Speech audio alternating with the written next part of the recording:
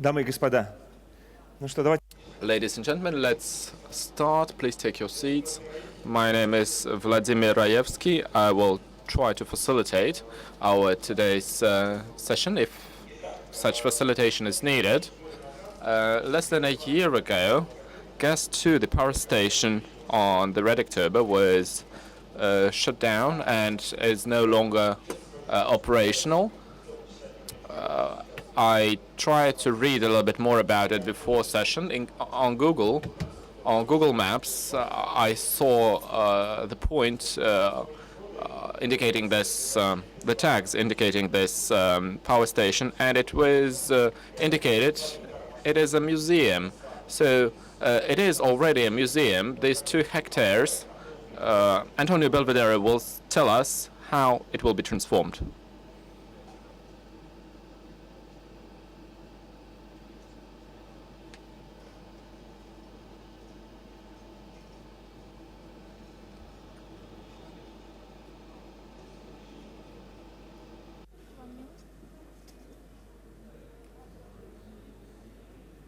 Okay.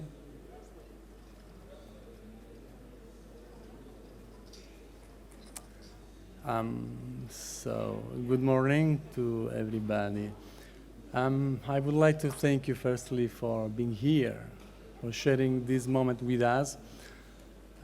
It's a privilege to have this audience to talk about this project, which is a cultural project. It's a culture, you will see. We will talk about HPS-2. HPS-2 is it's a power station. I think it's a building which is part of the Moscowitz, memory. It's an iconic building in Moscow. And I will start with this photo that shows some words. These are words. That's the way how we started this project. Before we thought about the building.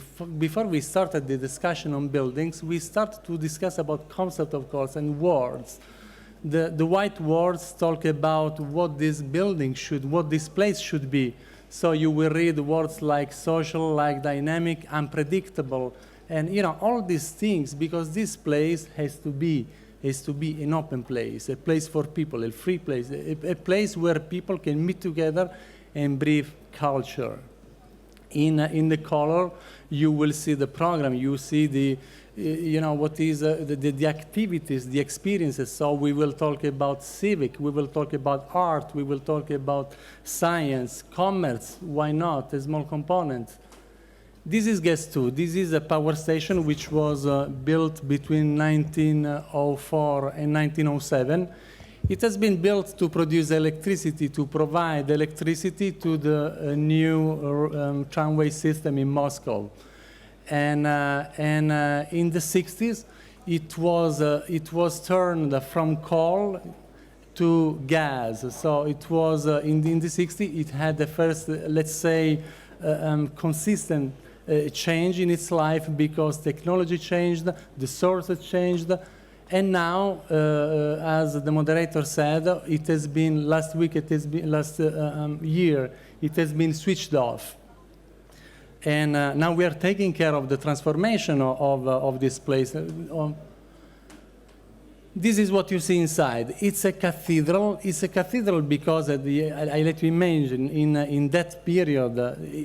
I mean, technology was something great. Was the pure modernity. So this is a cathedral dedicated to the modernity, as well as outside and inside. So the spaces are amazing inside.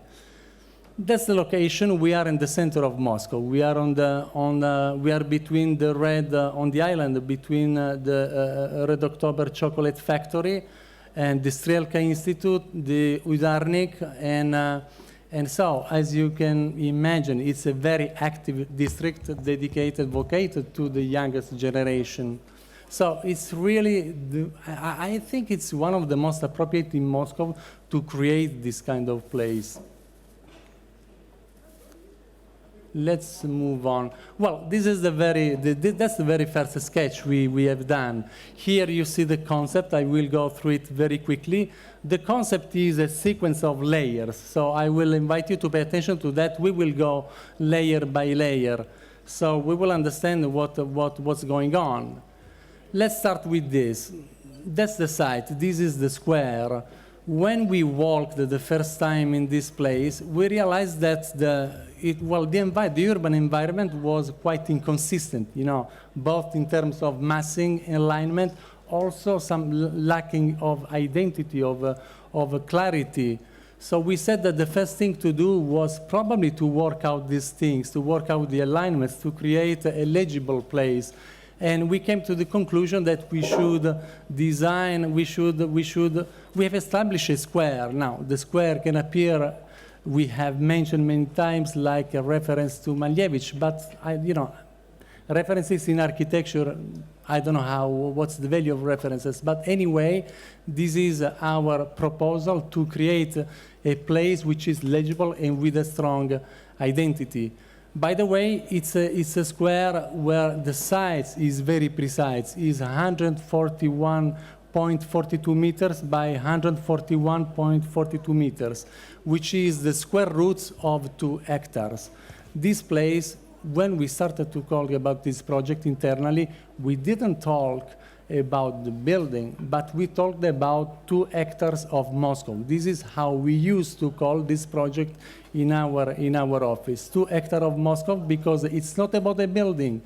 It's not about only an institution. It's on top of that, it's a place. It's a place for people. It's a piece of Moscow for the Muscovites. This is what we found. So second layer is what you find. This is that's impressive when you go there and you see this steel structure.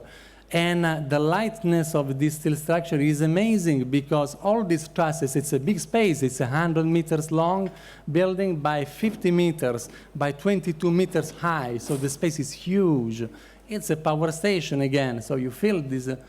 And the lightness, it's a lace of steel.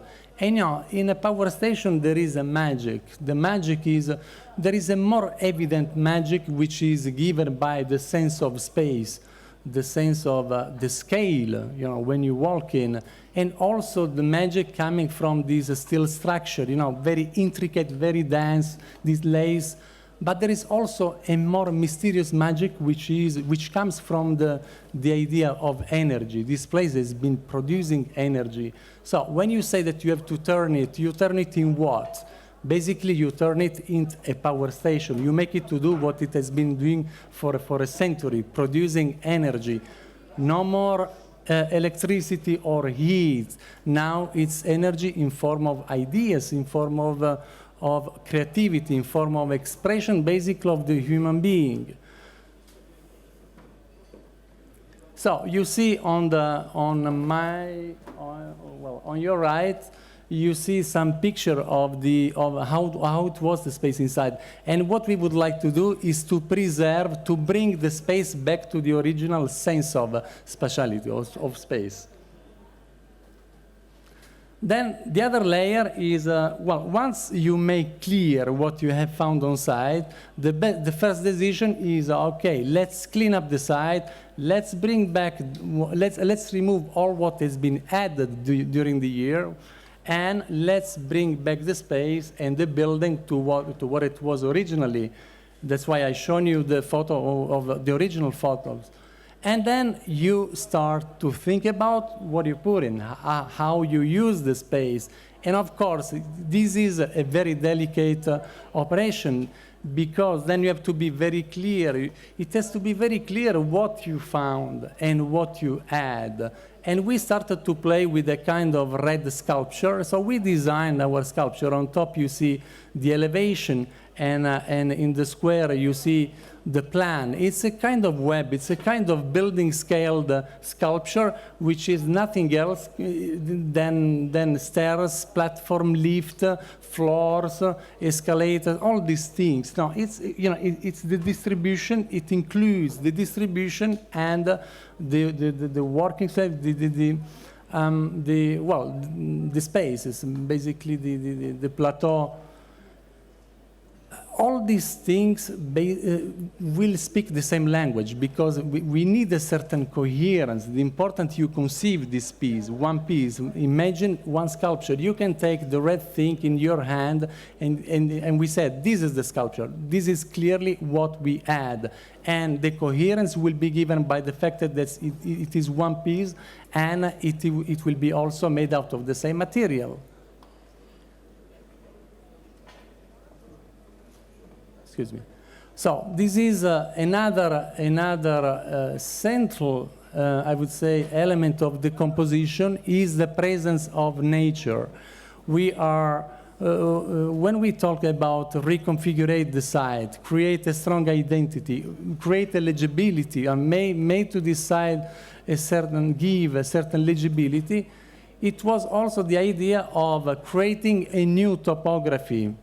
A new topography to define the space, but let's be careful not to create edges, but to create an environment which is much different. The idea is to raise slightly up the edge of this site in order to create a new horizon. So basically, we will have the topography going up for 6 and 8 meters, and on top of this topography, we will plant something like between 300 and 400 birches, because we want to bring in this space, the birch, a forest. We are talking about forest. We have said to the client, we will plant a forest, because we want to bring into the city a real and authentic piece of nature. Landscape most of the time is about feature, water feature, green feature, and all these things. A lot of concrete poured, a lot of mineral surface, a lot of, beautiful things. But still, we believe that the key role is to be played by nature. So we said we will take a piece of forest from somewhere in Moscow and we take it into the city. And this will be our landscape. That will be our nature in the most authentic way. So the sketch you see there express exactly this concept.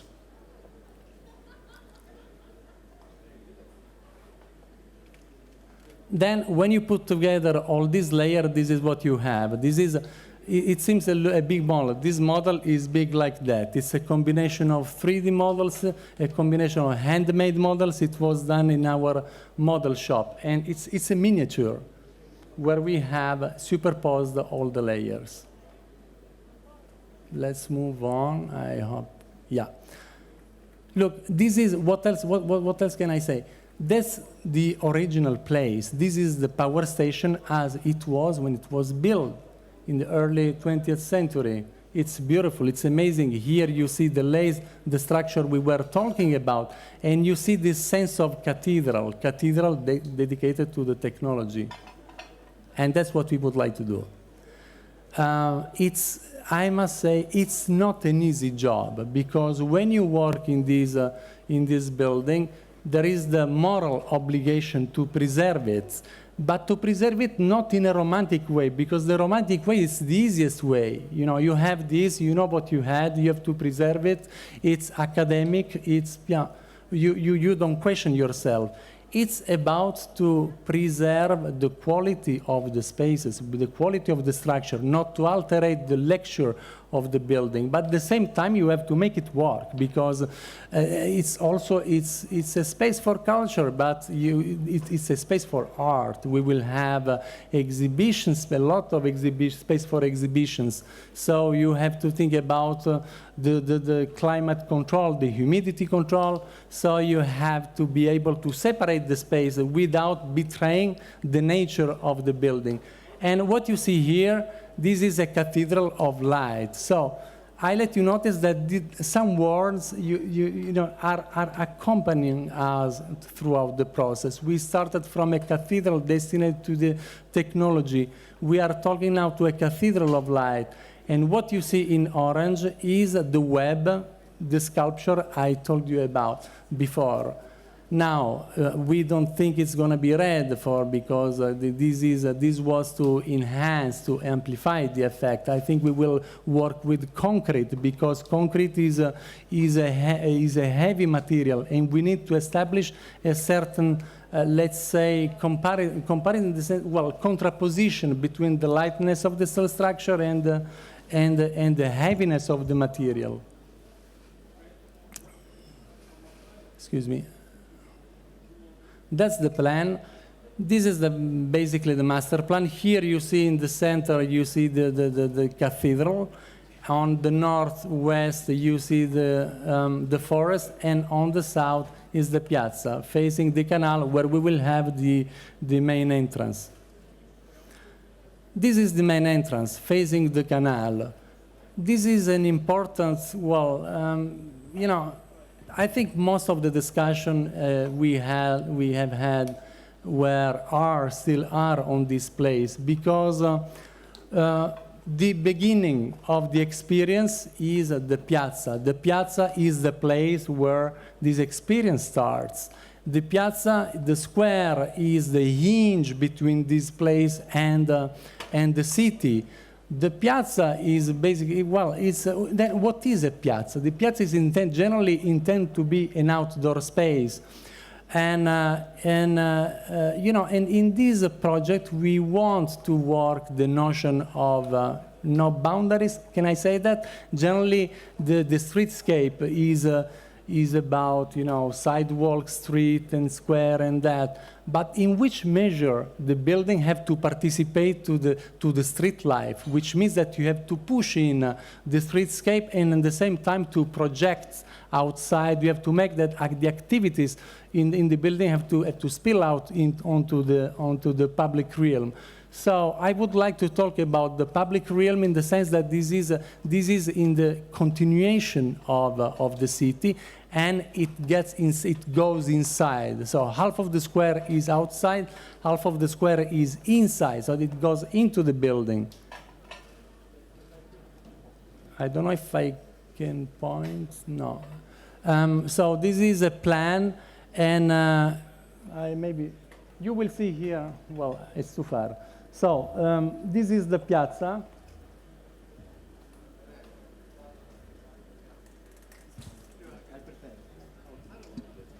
So, can you hear me?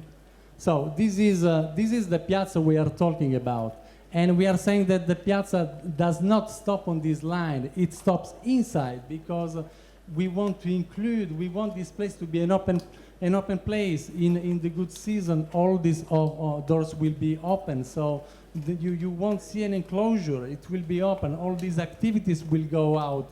And what kind of activities we have?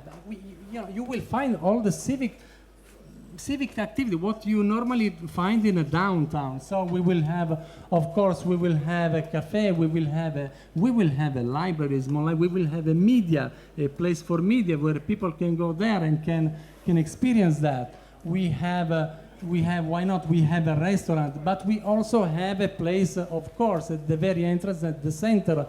We have a space for art because we want to have people walking the art. It's a way that, you know, people does not, it's not the people that go to art, but it's the art that goes to people. It's a place where art and people meet in a kind of unpredictable way. And we like this word because we need to renew the experience. And renewing the experience is exactly what happens in the city. So we want to bring all these notions in this place. And then from here, we start to enter into the main building, and you have access to the streets, to the nave, and you start the experience.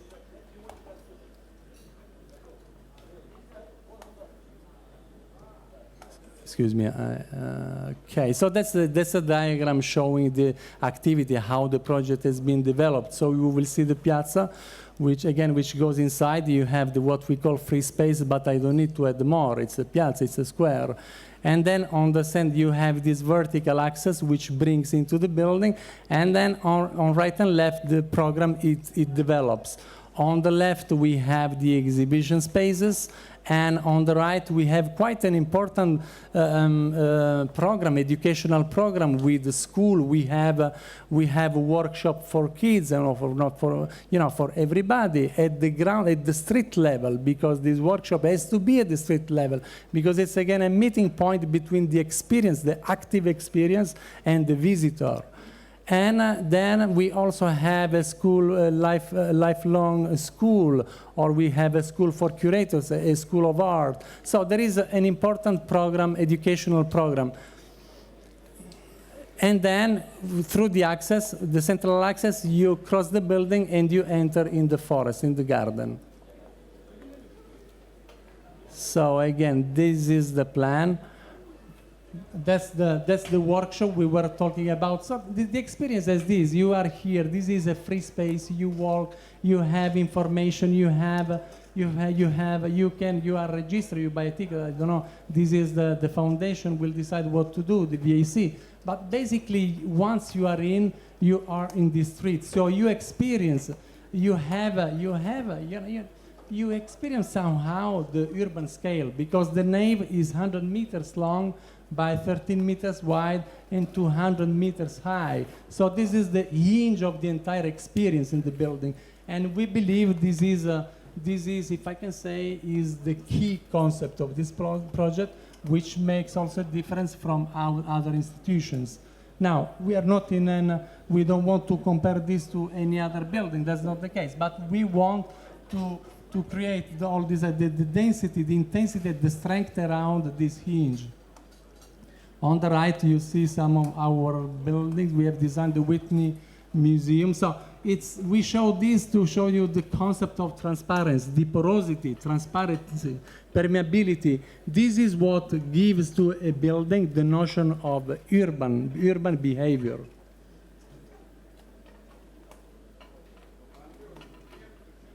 That's the entrance. Once you cross the facade, you enter into the free space. This is what you see. You see basically the entire. As soon as you enter, you will perceive the space in its full height. And in this specific place, the height is in the region of 17 meters. So it's big. But one of the challenges in this kind of project is to manage the scale. You are continuously confronted to the building scale, which means you have big scales, but this is not enough, because you need also small scale, because you have to talk about balance between the things, between what you expose, between what you experience, and the space which has to be balanced. Let's say balanced. But also the experience has to be articulated. You don't want to exhaust the experience in a blow the space. So here what you see is that the visitor enter, and then it walks underneath this sitting area that is facing the stage. So there is a compression of the space in terms of experience. And you arrived in underneath a platform which is only 4 meters floor to ceiling height. And then once you are in this compressed area, you turn your head on right and left, and the space explodes, because then you are in the nave, and the space is 22 meters high. So this is our way to deal with the scale of the building and to deal with the purpose, with the activities. This is a cross-section. I was showing you, the picture before was taken from here. So the sitting area is this, and this is the stage, the open stage. So this is a blow up. Let's move on. This is a picture of what you would see from the top of the sitting. It's it's a sitting deck which is facing a stage in an open space, a performing stage. And this from here, then you see the forest on the rear. This is a longitudinal section on the nave. From here, you see, we have a few things in the central nave, because we want to preserve the scale of the space. So we have a couple of platforms. And on the second plan, you will see on the right the auditorium and other objects. Well, this is interesting actually, because these are one of the first, this is the first model we have done on my left. And on the right, you see a reference we have used. It's the Fun Palace and of Cedric Price. It's a beautiful concept because it shows a big space where the life, develops inside in a very active way. So we are not copying that, but it's a beautiful experience. It's a beautiful reference, and we use it. Again, we put this photo to remember what we said about the way to live the space. This is a model which shows all what we add. We talk about the found. We have identified the found in one model, in one piece.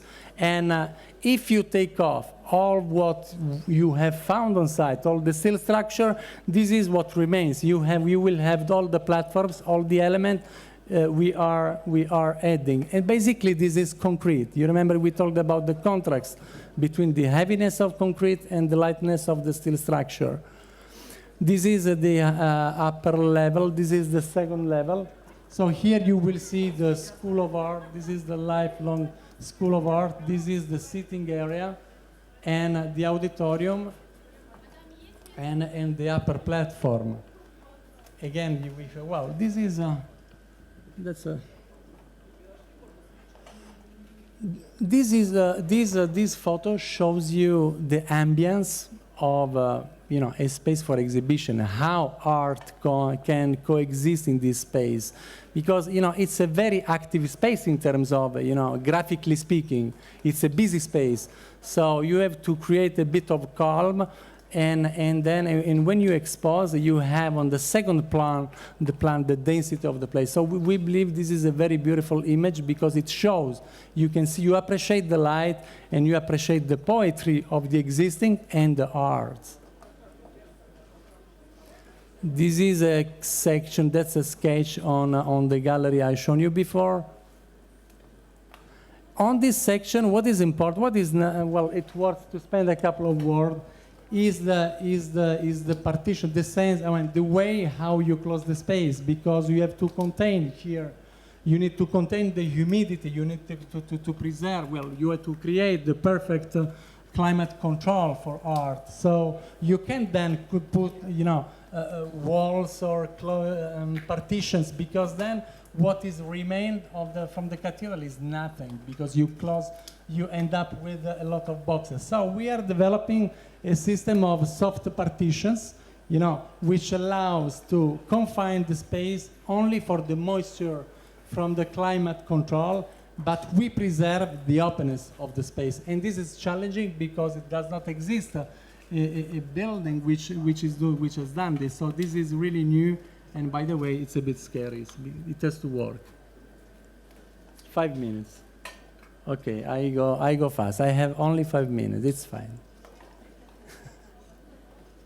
Well, this is a cross-section on the galleries. This section shows basically the size of the galleries. We go from 5 meters to 10 meters, and again side to 22 meters, and that's what you need in these kind of spaces. This is a plan showing the biggest gallery, which is 2,500 square meters, so it's a big gallery space. This drawing shows two different situations. On the right, you have the open performing stage and the sitting that we mentioned before. And on the left, we have the auditorium. Performing arts are an important component for the VAC. And here, what we want to create is a performing space into the overall space, which is not confined, because we want to share the performing experience with all the overall art and experience. Whilst on the left, we have a proper auditorium, which is confined still for performing projections. And by the way, the back of the stage is openable to the outside, so you can have people sitting on the outside in the good season and watching the performance still taking place on the stage. So this is the performance in the open performance. This is a model we have done for the roof because we want to glass. This building will be glazed. The nave will be entirely glazed because we want a cathedral of light. It's not the easiest thing to do. It's very challenging technically, but it's going to be a beautiful. So this will preserve and add more magic to the existing experience, to the current experience. So these are technical sketches. I don't want to bore you with that. This is a garden inside. So, we have treated the nature with two steps. The first one was to say we take a piece of forest from outside of Moscow and we take it in Moscow. And then the second step is to take a piece of the forest from our forest and we push it into our building. So this is what we will see in the center access when you are into the main building, and this is our small forest inside. These are reference to talk, just to say that the nature is a very important component. On this section, you see the topography and the forest in the garden. So I go faster. This is the elevation. This is what you see where you stand when you stand in the forest, when you are in the garden. Now, this elevation, this facade is not protected by the Heritage Committee because it has been, it has been very much alterated. So there is nothing to preserve, and you can see it's very open on the outside. The chimneys, this is a nice, as you can see, maybe some of you have noticed that there are no more chimneys on this building. They have been removed. But I let you notice, every time this building has changed somehow, the technology or whatever destination, what is changed was not the building, never the building itself, but the chimneys. Before, originally, there were 4 brick chimneys, and when it was turned from coal to gas, the 4 chimneys became too tall and too low. Now it has been switched off, it will be given another life, and again we work on the chimneys.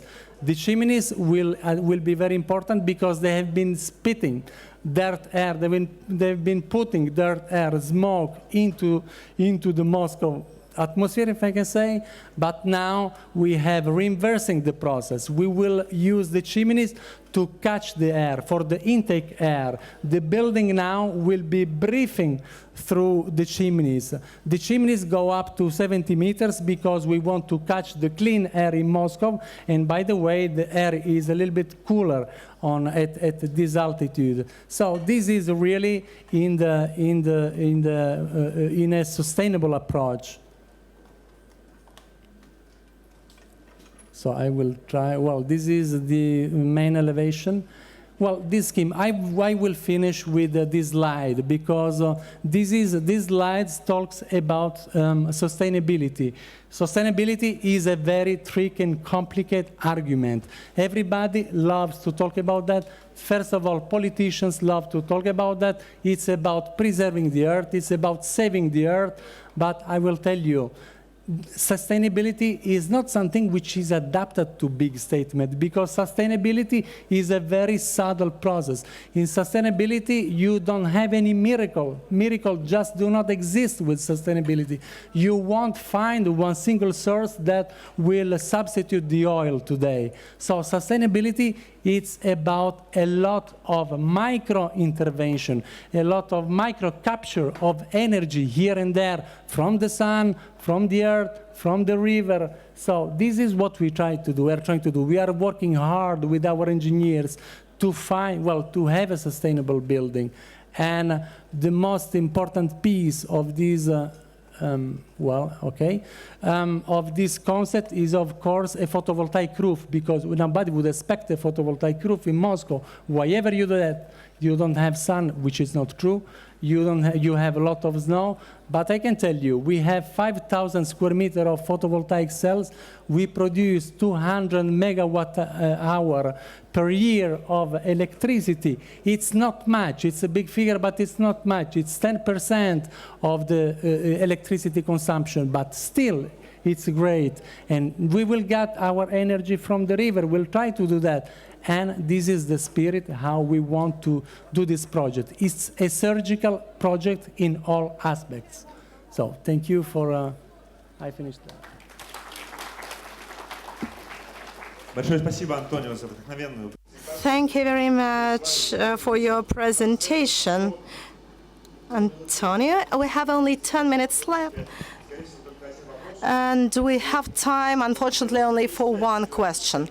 I think there is a correlation between what Antonio is speaking now and what this speaker who wants to ask the question does. So in Ekaterinburg, where he lives, there was a forum biennale, and last time it was at a hotel which used to be a commune for security service of the USSR, the worst part of the KGB.